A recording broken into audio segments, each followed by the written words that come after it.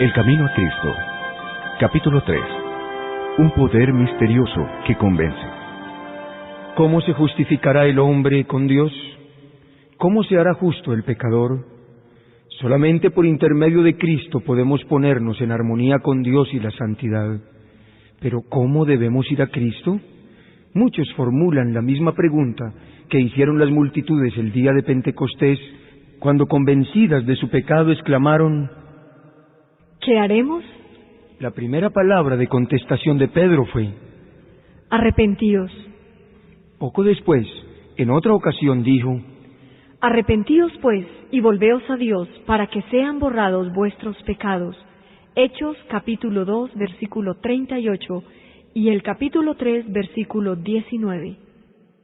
El arrepentimiento comprende tristeza por el pecado y abandono del mismo. No renunciaremos al pecado a menos que veamos su pecaminosidad. Mientras no lo repudiemos de corazón, no habrá cambio real en la vida. Hay muchos que no entienden la naturaleza verdadera del arrepentimiento. Gran número de personas se entristecen por haber pecado y aún se reforman exteriormente, porque temen que su mala vida les acarree sufrimientos. Pero esto no es arrepentimiento en el sentido bíblico. Lamentan la pena más bien que el pecado. Tal fue el dolor de Esaú cuando vio que había perdido su primogenitura para siempre.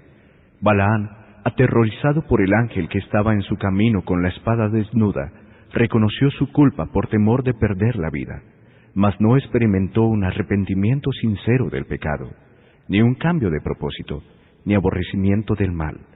Judas Iscariote, después de traicionar a su Señor, exclamó: he pecado entregando la sangre inocente.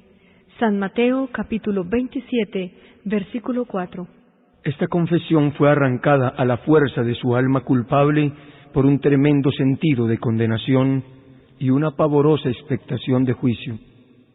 Las consecuencias que habían de resultarle lo llenaban de terror, pero no experimentó profundo quebrantamiento de corazón ni dolor de alma por haber traicionado al Hijo Inmaculado de Dios y negado al Santo de Israel.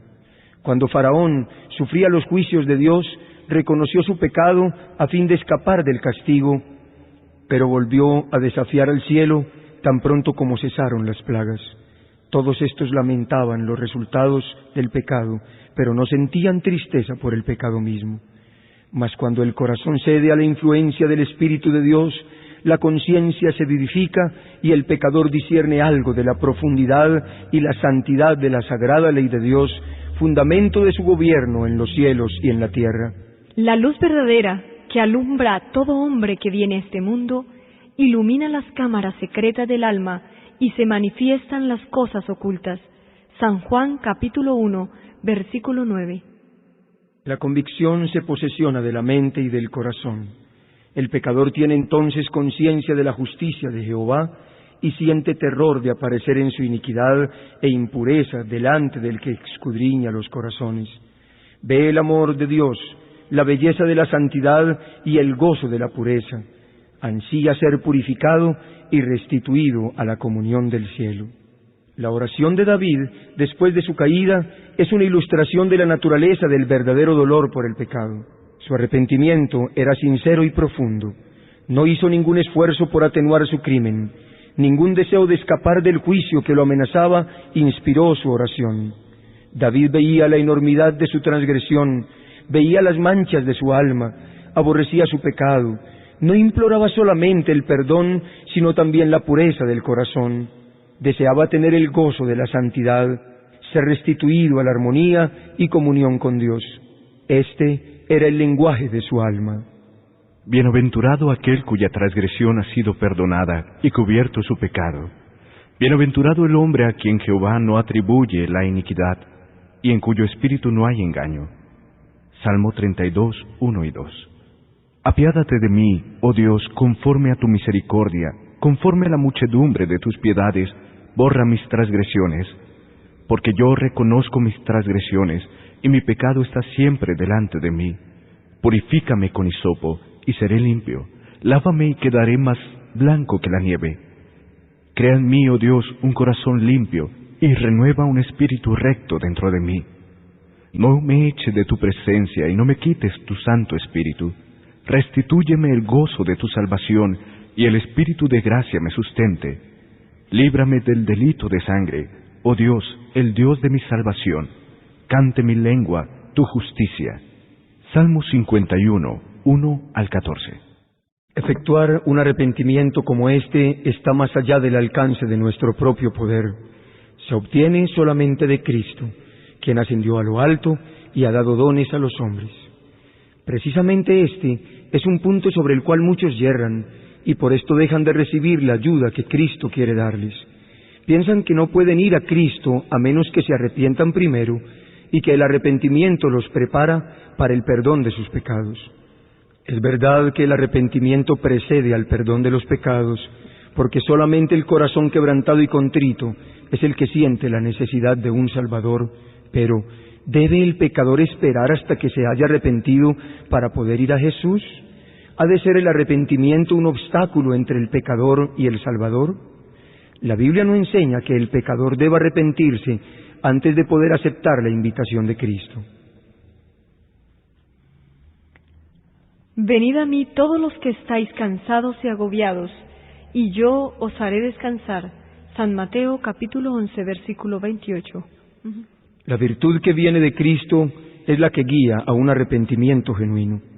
San Pedro habla del asunto de una manera muy clara en su exposición a los israelitas cuando dice: A este Dios le ensalzó con su diestra para ser príncipe y salvador, a fin de dar arrepentimiento a Israel y remisión de pecados. Hechos capítulo 5, versículo 31. No podemos arrepentirnos sin que el Espíritu Santo despierte la conciencia, más de lo que podemos ser perdonados sin Cristo. Cristo es la fuente de todo buen impulso. Él es el único que puede implantar en el corazón enemistad contra el pecado. Todo deseo de verdad y de pureza, toda convicción de nuestra propia pecaminosidad, es una prueba de que su Espíritu está obrando en nuestro corazón. Jesús dijo: Yo, si fuere levantado en alto de sobre la tierra, a todos los atraeré a mí mismo. San Juan capítulo 12, versículo 32. Cristo debe ser revelado al pecador como el Salvador que muere por los pecados del mundo. Y cuando consideramos al Cordero de Dios sobre la cruz del Calvario, el misterio de la redención comienza a abrirse a nuestra mente y la bondad de Cristo nos guía al arrepentimiento. Al morir Cristo por los pecadores, manifestó un amor incomprensible, y este amor, a medida que el pecador lo contempla, enternece el corazón, impresiona la mente e inspira contrición en el alma. Es verdad que algunas veces los hombres se avergüenzan de sus caminos pecaminosos y abandonan algunos de sus malos hábitos antes de darse cuenta de que son atraídos a Cristo. Pero cuando hacen un esfuerzo por reformarse con un sincero deseo de hacer el bien, es el poder de Cristo el que los está atrayendo. Una influencia de la cual no se dan cuenta obra sobre el alma. La conciencia se vivifica y la vida externa se enmienda. Y a medida que Cristo los induce a mirar su cruz y contemplar a quien han traspasado sus pecados, el mandamiento despierta la conciencia. La maldad de su vida, el pecado profundamente arraigado en su alma se les revela. Comienzan a entender algo de la justicia de Cristo y exclaman: ¿qué es el pecado para que exigiera tal sacrificio por la redención de su víctima? ¿Fueron necesarios todo este amor, todo este sufrimiento, toda esta humillación para que no pereciéramos, sino que tuviéramos vida eterna? El pecador puede resistir a este amor, puede rehusar ser atraído a Cristo, pero si no se resiste, será atraído a Jesús. Un conocimiento del plan de la salvación lo guiará al pie de la cruz, arrepentido de sus pecados que han causado los sufrimientos del amado Hijo de Dios. La misma inteligencia divina que obra en la naturaleza habla al corazón de los hombres y crea un deseo indecible de algo que no tienen. Las cosas del mundo no pueden satisfacer su ansiedad. El Espíritu de Dios está suplicándoles que busquen las cosas que solo pueden dar paz y descanso: la gracia de Cristo y el gozo de la santidad. Por medio de influencias visibles e invisibles, Cristo, nuestro Salvador, está constantemente obrando para atraer el corazón de los hombres de los vanos placeres del pecado a las bendiciones infinitas que pueden disfrutar en él. A todas estas almas que están procurando vanamente beber en las cisternas rotas de este mundo, se dirige el mensaje divino. El que tiene sed, venga, y el que quiera, tome del agua de la vida de balde. Apocalipsis capítulo 22, versículo 17. Los que en vuestro corazón anheláis algo mejor que lo que este mundo puede dar, reconoced este deseo como la voz de Dios que habla a vuestras almas. Pedidle que os dé arrepentimiento, que os revele a Cristo en su amor infinito y en su pureza perfecta. En la vida del Salvador quedaron perfectamente ejemplificados los principios de la ley de Dios y el amor a Dios y al hombre. La benevolencia y el amor desinteresado fueron la vida de su alma. Contemplándolo, nos inunda la luz de nuestro Salvador y podemos ver la pecaminosidad de nuestro corazón. Podemos lisonjearnos como Nicodemo de que nuestra vida ha sido muy buena, de que nuestro carácter es perfecto, y pensar que no necesitamos humillar nuestro corazón delante de Dios como el pecador común, pero cuando la luz de Cristo resplandece en nuestras almas, vemos cuán impuros somos, discernimos el egoísmo de nuestros motivos y la enemistad contra Dios que ha manchado todos los actos de nuestra vida.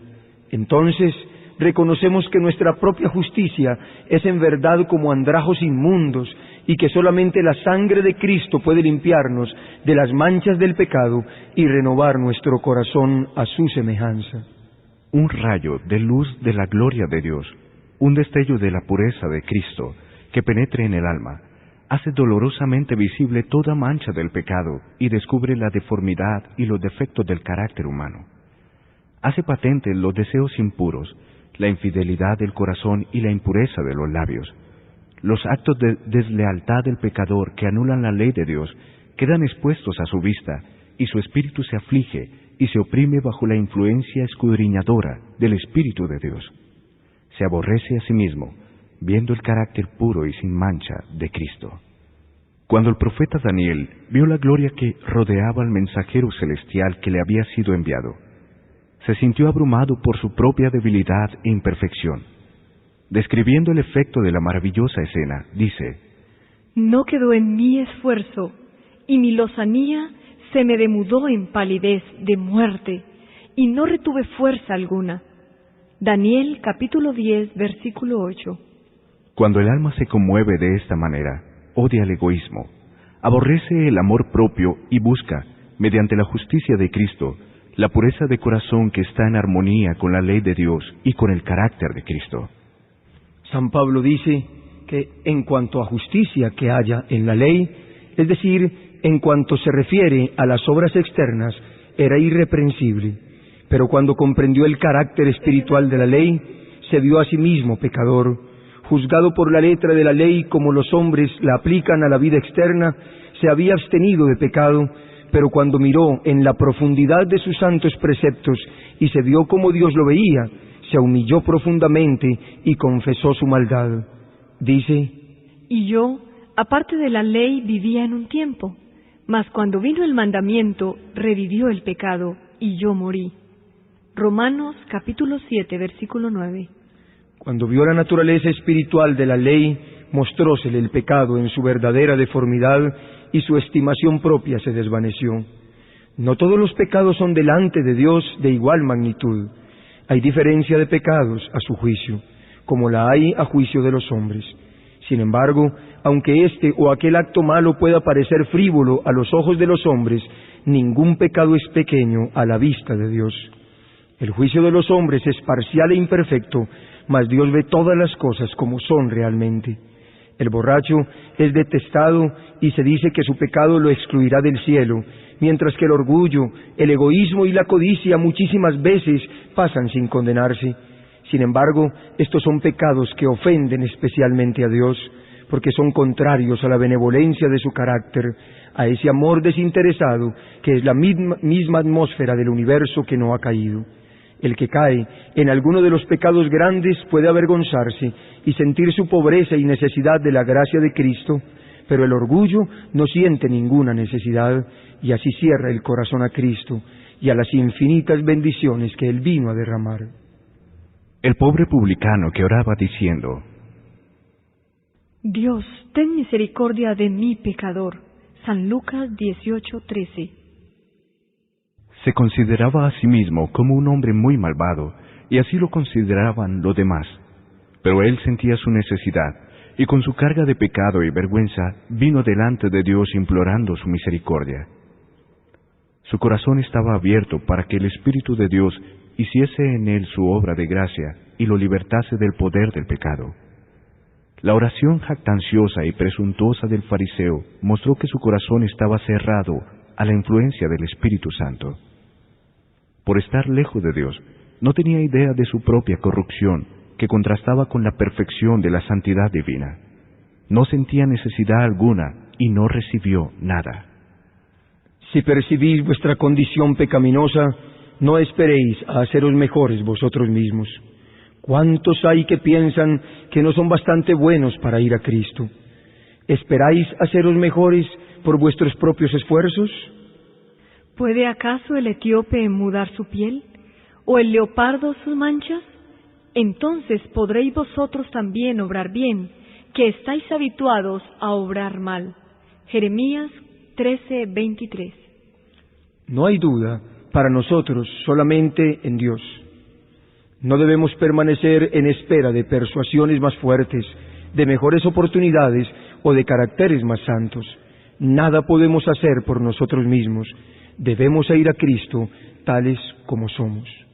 Pero nadie se engañe a sí mismo con el pensamiento de que Dios, en su grande amor y misericordia, salvará aún a aquellos que rechazan su gracia. La excesiva corrupción del pecado puede conocerse solamente a la luz de la cruz. Cuando los hombres insisten en que Dios es demasiado bueno para desechar a los pecadores, miren al Calvario.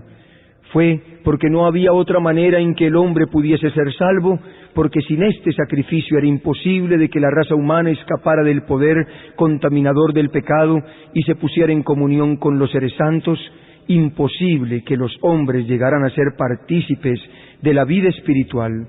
Fue por esta causa por lo que Cristo tomó sobre sí la culpabilidad del desobediente y sufrió en lugar del pecador. El amor, los sufrimientos y la muerte del Hijo de Dios, todo da testimonio de la terrible enormidad del pecado y prueba que no hay modo de escapar de su poder, ni esperanza de una vida más elevada, sino mediante la sumisión del alma a Cristo.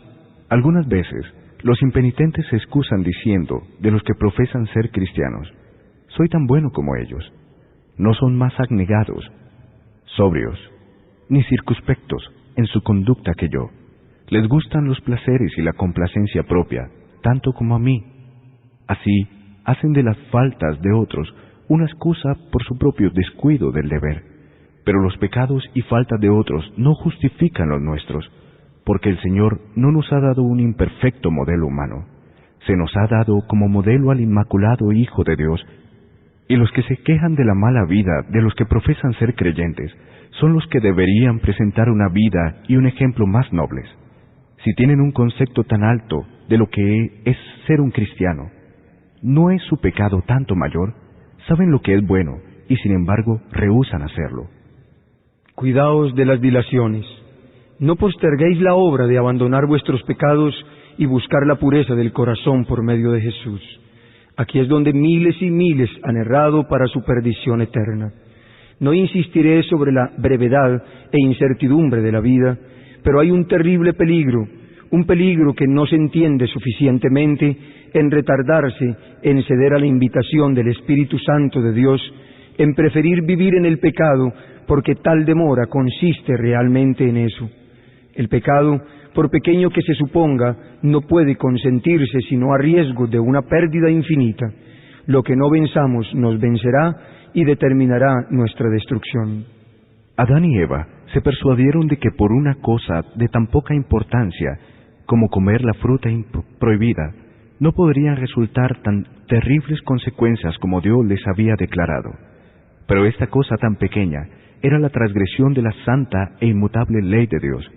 Separaba de Dios al hombre y abría las compuertas de la muerte y de miserias sin número sobre nuestro mundo.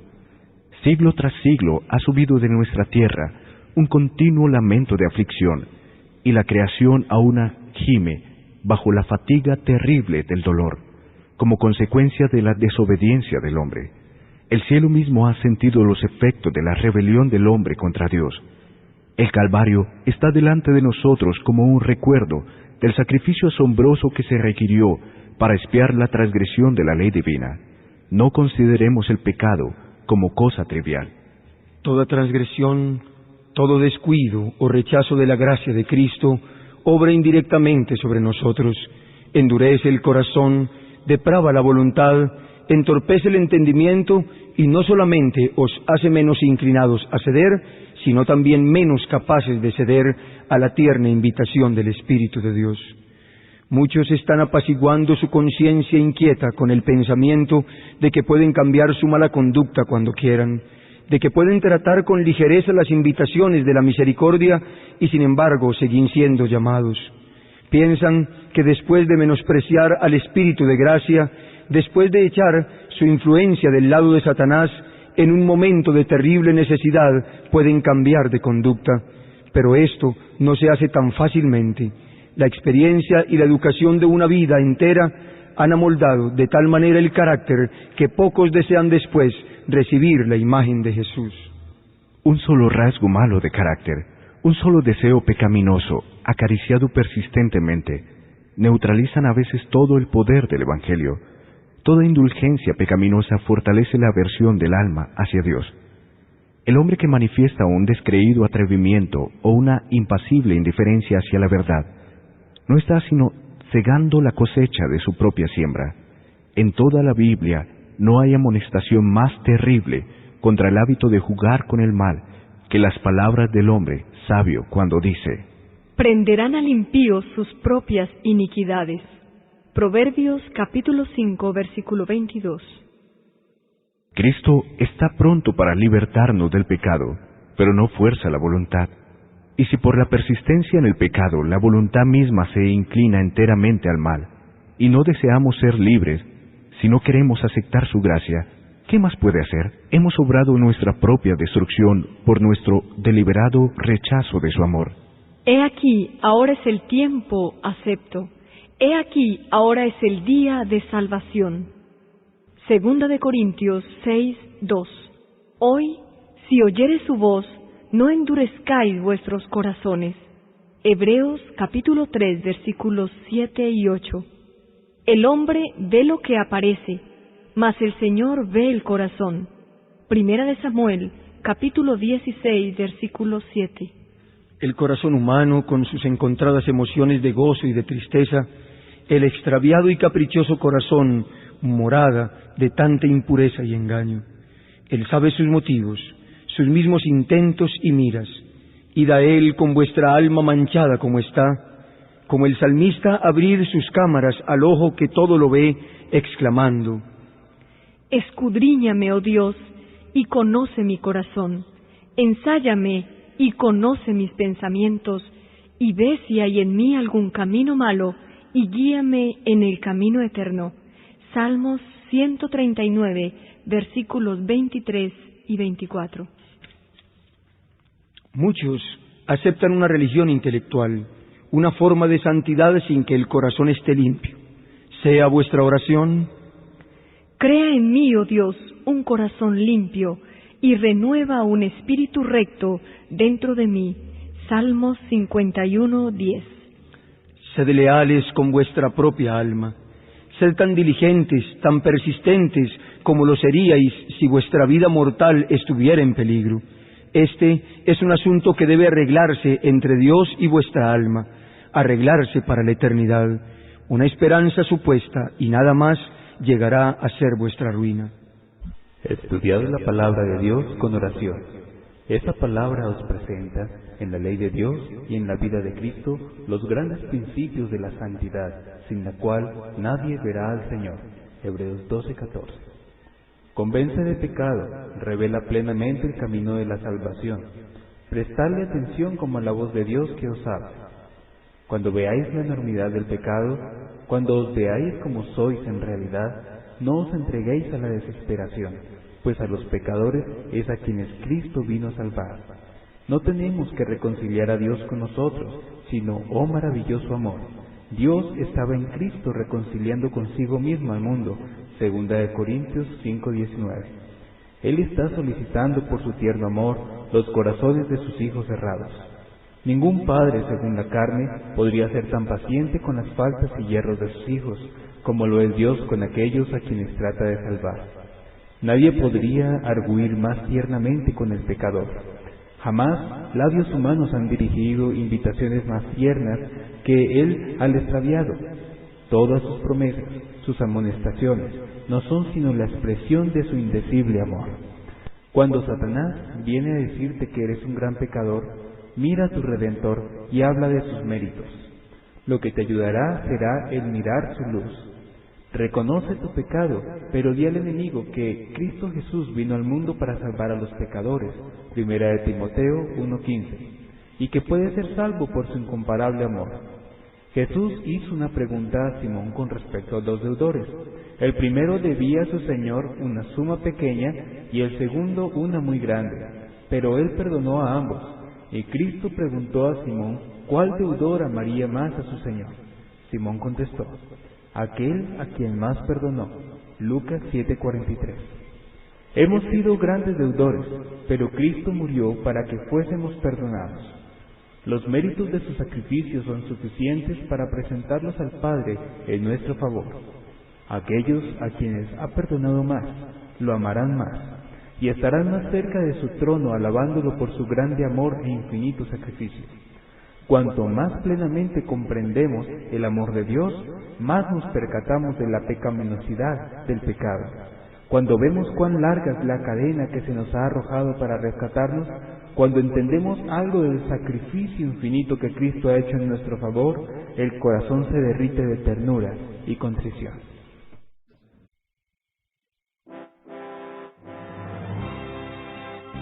Agradecemos a Zulay Herrera, a Ricardo Merchán, a Daniel Ospina y a Juan Carlos Rincón por esta versión del Camino a Cristo en audio digital. La reproducción del mismo es un servicio del Ministerio Evangelio Eterno. Para obtener gratuitamente estudios selectos de la Biblia y de los escritos de Elena G. White, o para solicitar nuestras publicaciones impresas, diríjase a www.hogarisalud.com y www.evangelioeterno.com.